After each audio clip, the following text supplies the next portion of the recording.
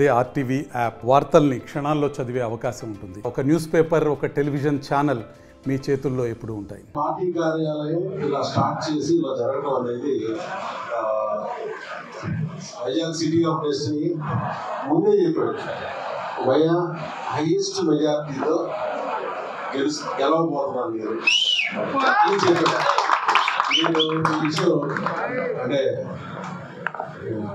పవన్ కళ్యాణ్ గారు కూడా ఖచ్చితంగా వంశీమయ్య అనేది వైజాగ్ సౌత్లో హైయెస్ట్ మెజార్టీ అంత బాగా వర్క్ చేస్తారు. ఆయన చెప్పింది చేసి నిరూపించారు. ఈరోజు స్టేట్లోనే హైయెస్ట్ మెజార్టీ వంశీకృష్ణ గారు. అంటే అలాగే పార్టీ కార్యాలయాన్ని బట్టి ఈ లెవెల్లో తీసుకెళ్తామని కూడా ఆయన ముందే ఎలక్షన్ ముందే నాతో చెప్పడం జరిగింది. సో అది ఈ రోజున మళ్ళీ చేసి చూపించారు. వైజాగ్ని ప్రగతి పథంలో నడిపించడానికి ఈయన దగ్గర అంటే సమస్యలు చూసి వచ్చిన వంశీకృష్ణ గారికి జనసేన మన నాయకుడు డిప్యూటీ సీఎం అయిన తర్వాత డెఫినెట్గా దీన్ని ఆయన చెప్పినట్టు ఇండస్ట్రియల్ జోన్లోనే కాదు, పోర్ట్ జోన్లోనే కాదు, అన్ని రకాలుగా సహజ వనరులు ఉన్న మన విశాఖపట్నాన్ని సినిమాటోగ్రఫీ ఇండస్ట్రీ కూడా జనసేన దగ్గర ఉంది. సో సినిమా రంగంగా కూడా దీన్ని చాలా విస్తృతంగా అభివృద్ధి చేసే దిశగా ఉంది. సో వైజాగ్ చాలా మంచి రోజులు వచ్చాయి. 100% అది నేను చెప్పగలను. ఇక్కడ బాంబే అవ్వచ్చు, చెన్నై అవ్వచ్చు, ఇది పోర్ట్స్ ఉండి సీ ఉండే సిటీస్లో జనరల్గా సినిమా ఇండస్ట్రీ ఉంటుంది. మనకే అది లేదు. హైదరాబాద్కి షిఫ్ట్ అయ్యారు. ఇప్పుడు వైజాగ్ సెంట్రిక్గా అది కూడా డెఫినెట్గా అభివృద్ధిలో తీసుకురాబోతున్నారు మన మినిస్టర్ కందుల దుర్గేష్ గారు. అలాగే డెఫినెట్గా టూరిజం సైడ్ కూడా వైజాగ్కి చాలా ఎక్కువ స్కోప్ ఉంది. దీని మీద చాలా సెంట్రల్ గవర్నమెంట్ నుంచి దీని మీద దృష్టి ఉంది. సో వంశీకృష్ణ గారి ఆధ్వర్యంలో జనసేన పార్టీ వైజాగ్ అభివృద్ధి చాలా చాలా చాలా వైభవంగా ఉంటుంది. Thank you. విశాఖపట్నం సిటీకి సంబంధించి జనసేన పార్టీ కార్యాలయాన్ని ఓపెన్ చేయడం జరిగింది. ఈ కార్యక్రమంలో ఉమ్మడి పార్టీ నాయకులు, అలాగే ప్రముఖ సినిమా డైరెక్టర్ అన్న మహేరెడ్డి గారు, అలాగే రాష్ట్ర టీడీపీ పార్టీ అధ్యక్షులు శ్రీ పల్లా శ్రీనివాసరావు గారు, ఇంకా ముఖ్య నాయకులు అందరూ కూడా ఈ కార్యక్రమంలో పాల్గొన్నారు. ఈరోజు చాలా కాలంగా పార్టీకి ఒక వేదిక కావాలి, ఇక్కడ నుంచి కార్యక్రమాలు పేదలకు, అలాగే పార్టీ నాయకులకు, అలాగే ఉమ్మడి పార్టీ నాయకులు అందరూ కూడా అండగా ఉండాలి. ఒక మంచి ప్లేస్ కావాలి, ఒక వేదిక కావాలని కోరుకున్నాం. ఆ వేదిక ఈ రోజు నుంచి ప్రారంభమైంది.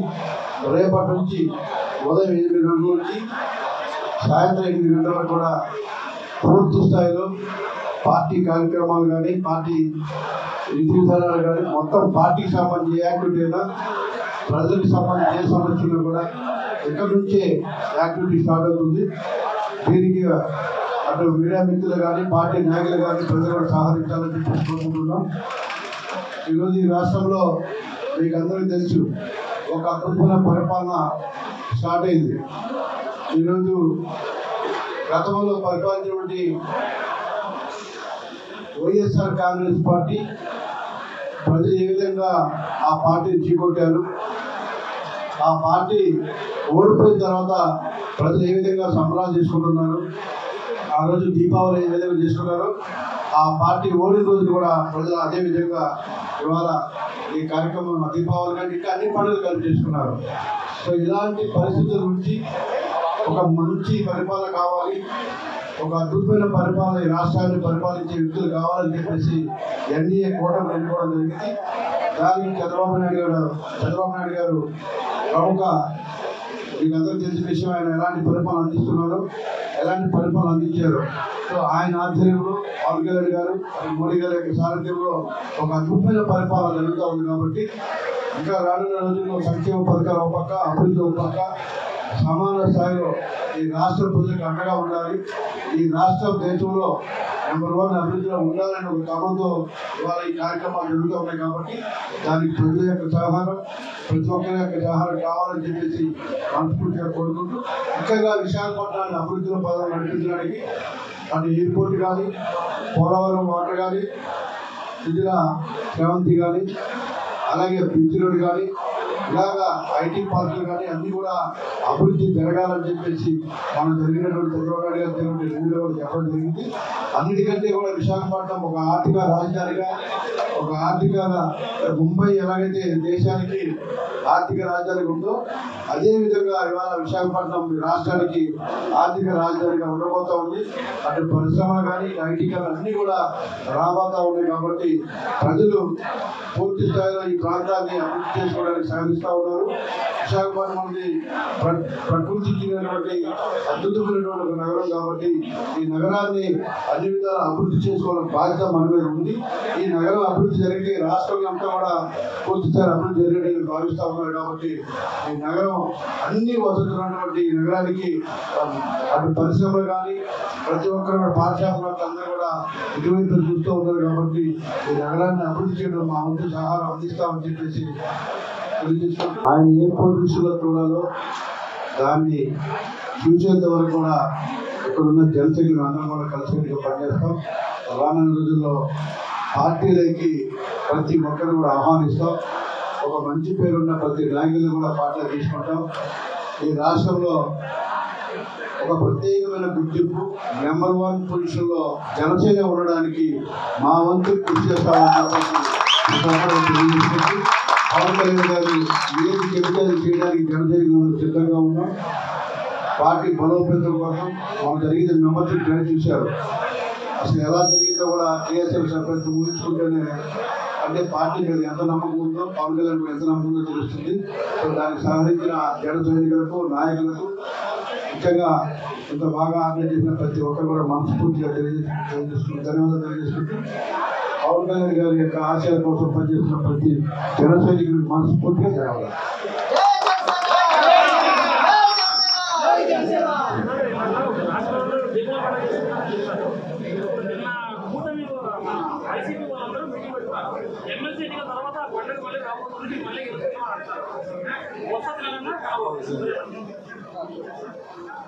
వాళ్ళకి దీపావళి అనేది కనపడదు. వాళ్ళకి దీపావళి కనపడాలంటే ఇంకొక 20 సంవత్సరాలు రాగాలి. ఆ పార్టీ మీద కానీ, ఆ నాయకుడి మీద కానీ నమ్మకం ప్రజల్లో లేదు, నాయకుల్లో లేదు. మీరు మొన్న జీవం చేయాల్సి చూశారు. వాళ్ళకి ఎంతమంది కార్పొరేటర్లు ఉన్నారు, ఏ విధంగా ఓడిపోయారు, మొత్తం ఓడిపోయారు. రేపు కూడా ఖచ్చితంగా మొన్నే మీకు చెప్పాం, క్యాండిడేట్ డిక్లేర్ అయిన తర్వాత సోదులు కూడా కనపడకుండా పోతుంది. అట్లా సంతోష్ కూడా కనపడి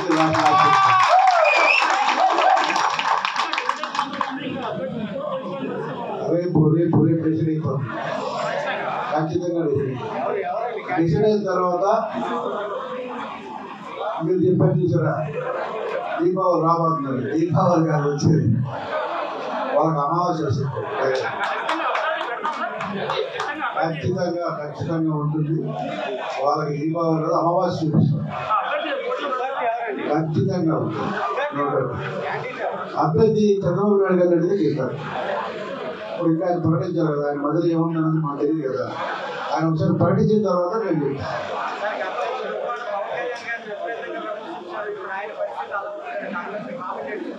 గతంలో దుర్వార్ శ్రీనివాస్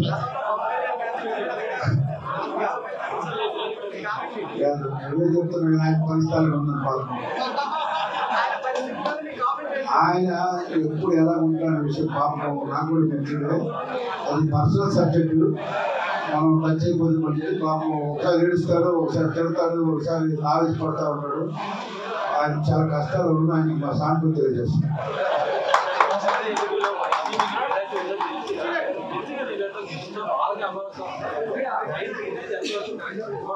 అది మంచి ప్రశ్న చేశాడు. ఇప్పుడు ఇంతకు ముందు గెలిచారు, ఇప్పుడు ప్రజలు ఎవరు నిర్ణయించారు? డిపాజిట్ లేకుండా ఓడించారు. ప్రజలు డిపాజిట్ లేకుండా ఓడించినప్పుడు నాయకులు కూడా ఓడించాలి కదా. మనం చెప్తే డిసైడ్ అయిపోయారు. మనం చూశారు కదా, మీరు కార్పొరేట్ ఎలా ఓడిపించారు. అలాగే మనం ప్రజా వ్యతిరేకత మన మీద ఉంది కాబట్టి మనం ఇప్పుడు వైఎస్ఆర్ కాంగ్రెస్ పార్టీకి ఓటు వేసిన వేస్తూ ఉమ్మడి అభ్యర్థి ఎవరికైనా నాకు వేద్దాం నాలుగు డిసైడ్ అయిపోయారు.